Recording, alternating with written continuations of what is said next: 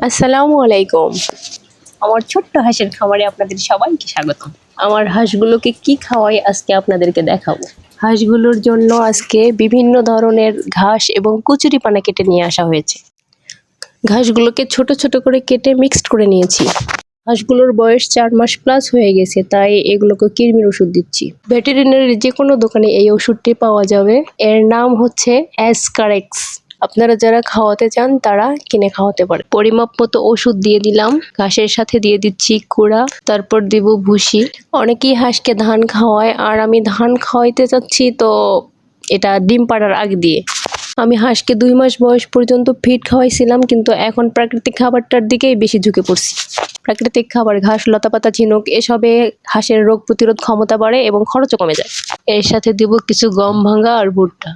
আমি হাঁসকে প্রতিদিন খাবারের সাথে একটু একটু ভাত দিই। ভাতটা আলাদা করে দেই না, ওদের খাবারের সাথেই দিয়ে দিই। হাঁস প্রচুর পরিমাণে পানি খায়। অনেকে শুকনো খাবার আলাদা দেয় এবং পানি আলাদা দেয়, আর আমি খাবারের সাথে প্রচুর পরিমাণে পানি অ্যাড করে দিই, যাতে আলাদা করে পানি খেতে না হয় হাঁসকে।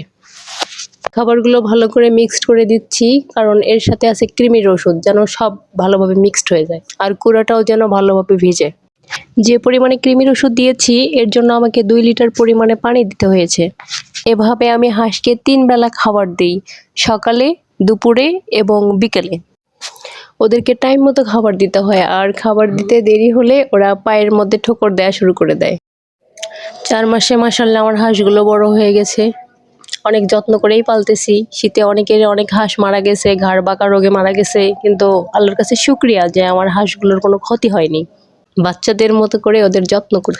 ঘুম থেকে উঠে আগে ওদের ঘর পরিষ্কার করি, বিকেলে আবার ওদের ঘর পরিপাটি করে সাজিয়ে দিই।